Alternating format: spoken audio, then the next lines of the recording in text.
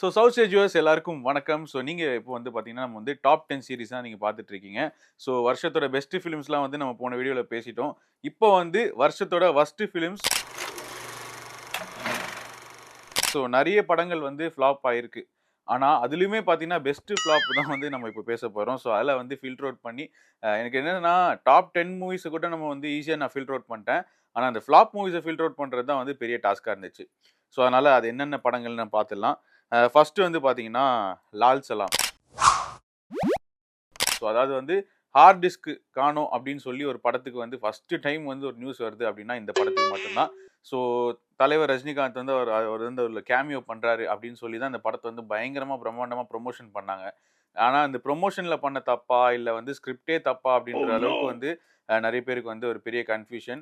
And அவங்களோட பொண்ணு direct பண்ணனால தான் இந்த படம் ஃப்ளாப் ஆச்சா? இல்ல வேற யார்கிட்டயா குடுத்திருந்தா இந்த கதைய வந்து இன்னும் சூப்பரா மெருகேத்திருப்பாங்களா? அப்படின்ற மாரி நெறைய டவுட்ஸ் இருந்துச்சு. ஆனா ஓரளவுக்கு வந்து அந்த படத்த வந்து பார்த்துடலாம். தியேட்டர்ல உட்கார்ந்து பார்த்துடலாம் அப்படின்ற மாரி ஒரு விஷயம் தான் இருந்துச்சு. ஆனா, சூப்பர் ஸ்டார் ரஜினிகாந்த் வந்து இந்த படத்துல எக்ஸ்டெண்டட் கேமியோ அப்படின்னு சொல்றப்போ, ஆட்டோமேட்டிக்கா வந்து ஆடியன்ஸ்க்கு வந்து பயங்கர எக்ஸ்பெக்டேஷன் இருக்கும். தலைவர் ஃபேன்ஸ்லாம் வந்து சரி தலைவருக்காகவே வருவாங்க. ஆனா வந்து அவரோட போர்ஷனுமே சரியில்ல. அண்ட் அவரையும் வந்து சரியா யூஸ் பண்ணல அப்படின்ற மாரி. அண்ட் இது எல்லாத்துக்கும் மீறி என்னன்னா, அந்த ஹார்ட் டிஸ்க் வந்து காணோம் அப்படின்ற ஒரு விஷயம் சொல்றப்போ என்னன்னா, நெறைய ஃபில்ம் மேக்கர்ஸ் வந்து பார்த்தீங்கன்னா, நெறைய பேர் சான்ஸ் வெயிட் பண்றாங்க. படத்த டைரக்ட் பண்ணணும்னு சொல்ட்டு. அவ்ளோ ரெஸ்பான்சிபிளா ஜாப் குடுக்கும்போது, நான் ஹார்ட் டிஸ்க்க தொலைச்சிட்டேன் அப்படின்றது எவ்ளோ பெரிய ஒரு கேர்லெஸ்ஸான விஷயம் அப்படின்றது தான் இதுல நம்ம கத்துக்கணும். பட் ஆனா லக்கியான ஆட்கள் யாரு அப்படின்னா, இந்த படத்த தியேட்டர்ல பார்த்தவங்க தான். ஏன் அப்படின்னா, ஓடிடில வரட்டும் பார்க்கலாம் அப்படின்ற ஆட்கள்லாம் வந்து இன்னுமே அந்த படத்த பார்க்கல. ஏன்னா ஹார்ட் டிஸ்க் காணோம். இந்த படத்த ஓடிடில எந்த ஓடிடிலயும் இதுவரைக்கும் வாங்கவே இல்ல. ஸோ அதனால தியேட்டர்ல போய் இந்த படத்த பார்த்த ஒரு லக்கி மெம்பர்ல நானும் ஒருத்தன். அடுத்த படம் வந்து அயலான். அயலான் வந்து பார்த்தீங்கன்னா, எஸ்கேவோட கரியர்லயே வந்து கொஞ்சம் டிஃபரெண்ட்டா யோசிச்சு பண்ண படம். கிட்ஸுக்கு ரொம்ப புடிக்கணும். கிட்ஸுக்கு வந்து டார்கெட் பண்ணலாம் அப்படின்ற மாரி ஒரு ஐடியால பண்ணப்பட்ட ஒரு படம் தான். ஸோ ஏலியன் வச்சு பண்ணலாம் அப்படின்றப்போ நெறைய இந்த விஎஃப்எக்ஸ் அந்த மேட்டர்லாம். ஸோ டெக்னிக்கலி பார்த்தீங்கன்னா, இந்த படம் வந்து பயங்கர ஸ்ட்ராங் அப்படின்னே சொல்லலாம். மேக்கிங்கா இருக்கட்டும், இல்ல மியூசிக்கா இருக்கட்டும், ஏ ஆர் ரஹ்மான் சாரோட பிஜிஎம், மியூசிக் எல்லாமே இருக்கட்டும். பட் ஆனா, கொஞ்சம் கூட இந்த படம் வந்து ஆடியன்ஸ்க்கு கூட கனெக்ட் ஆகல அப்படின்றது தான் ஒரு பெரிய ஒரு வருத்தம்.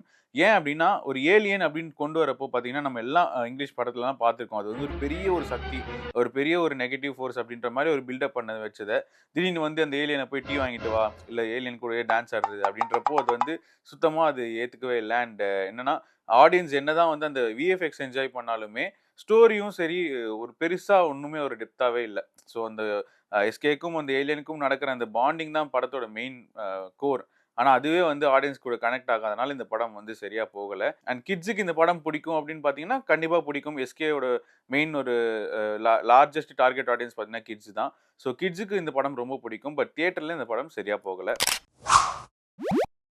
இது கூட வந்த இன்னொரு படம் பார்த்தீங்கன்னா, கேப்டன் மில்லர். அந்த படமும் வந்து சரியா போகல. பட் ஆனாலும், இது 2த்துல எது பெஸ்ட்டு அப்படின்னு பார்த்தா, கேப்டன் மில்லர் வந்து கலெக்ஷன் வைஸ் ஒரு பெஸ்ட்டான படம் அப்படின்னு தான் சொல்ல முடியும். ஆக மொத்தத்துல இந்த வருஷம் வந்து பொங்கல் ரிலீஸ் வந்து எதுவுமே வந்து நல்லா போல தமிழ் சினிமால அப்படின்னு தான் சொல்லணும். அடுத்த படம் வந்து "இங்க நான் தான் கிங்கு" அப்படின்னு சொல்லி நம்ம சந்தானம் சார் நடிச்ச ஒரு படம். இந்த படத்த ஏன் எடுத்தாங்க? எதுக்கு எடுத்தாங்க? அப்படின்ற மாரி தான் இந்த படத்த பார்க்கும்போதெல்லாம் எனக்கு ஃபீல் ஆச்சு. ஏன் அப்படின்னா, அதாவது ஒரு பழைய காலத்து ஸ்டோரி. இதெல்லாம் வந்து நம்ம என்ன பிரபுதேவா, பிரபு சார்லாம் வந்து ஒரு காலத்துல ஒரு பண்ணியிருப்பாங்கல்ல. அந்த மாரி ஒரு ஸ்டோரிய வந்து இந்த காலகட்டத்துல கொண்டு வந்து, இந்த 2கே கிட்ஸ் கனெக்ட் பண்ற மாரி டபுள் மீனிங் காமெடி எல்லாம் வச்சு வந்து ஒரு விஷயம் பண்ணாங்க. ஆனா சுத்தமா இந்த படம் வந்து ரொம்ப ஒரு 3 கிரேடட் மூவி மாரி தான் இருந்துச்சு பார்க்கறதுக்கு. அண்ட் சந்தானம் சார் வந்து காமெடியனா நம்ம எவ்வளோ என்ஜாய் பண்ணோமோ, அவர் வந்து ஹீரோவா பண்ணும்போது பார்த்தீங்கன்னா, சில படங்கள் வந்து நம்ம ரொம்பவே என்ஜாய் பண்ணோம். "தில்லுக்கு துட்டு" அப்படின்லாம் படம். ஆனா இந்த மாரி ஸ்கிரிப்ட் அவர் சூஸ் பண்ணும்போது பார்த்தீங்கன்னா, அவர் மேல இருக்கிற கொஞ்சம் அந்த மரியாதை வந்து கொஞ்சம் குறையுது. ஸோ அதனால அவர் வந்து இன்னும் அவரு பண்ற படங்கள் வந்து அவருக்கு ஏத்த மாரி மட்டும் இல்லாம, ஆடியன்ஸ்க்கும் புடிச்ச மாரி பண்ணா ரொம்ப நல்லாருக்கும். ஸோ இங்க "நான் தான் கிங்" வந்து ஒரு பெரிய ஃப்ளாப் அப்படின்னே சொல்லலாம்.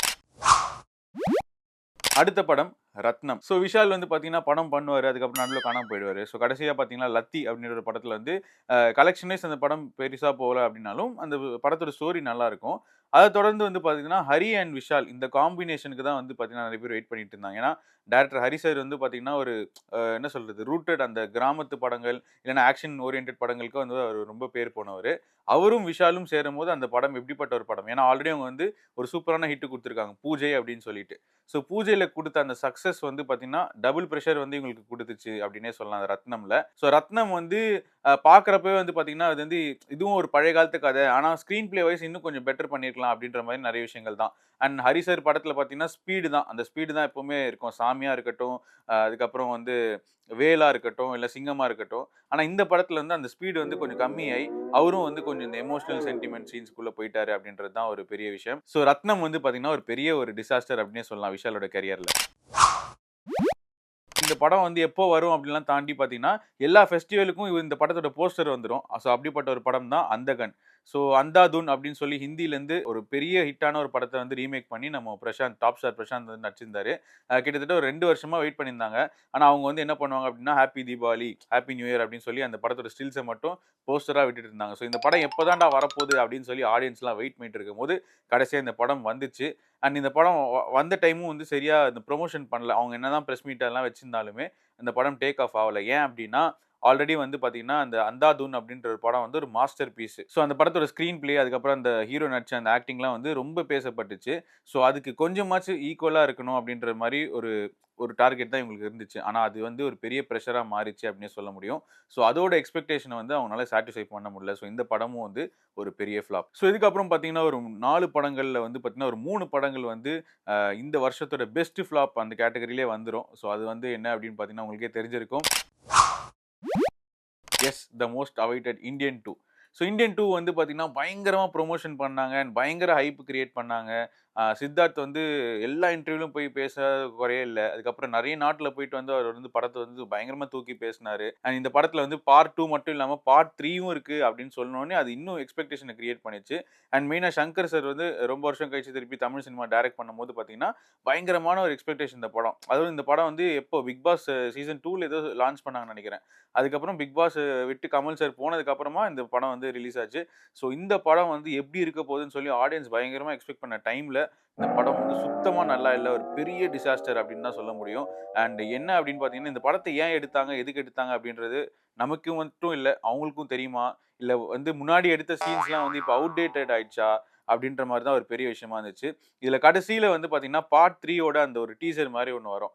அது மட்டுமே வந்து அவங்க பார்த்தீங்கன்னா, சூப்பரா எடுத்திருந்தாங்க. அது அது மட்டுமே வந்து கொஞ்சம் ரிலீஸ் பண்ணியிருந்தா கூட, ஓகே நம்ம நெக்ஸ்ட் ஒரு பார்ட் இதுதான் அப்படின்னு சொல்லியிருந்தா கூட நம்ம வந்து சந்தோஷப்பட்டுருப்போம். ஆனா, அந்த மொத்த ஃபிலிமுமே பார்த்தீங்கன்னா வந்து, எதுக்கு எடுத்தீங்க அப்படின்ற மாரி தான் இருந்துச்சு. சச் அ ஒரு worst film of the year அப்படின்னே சொல்லலாம்.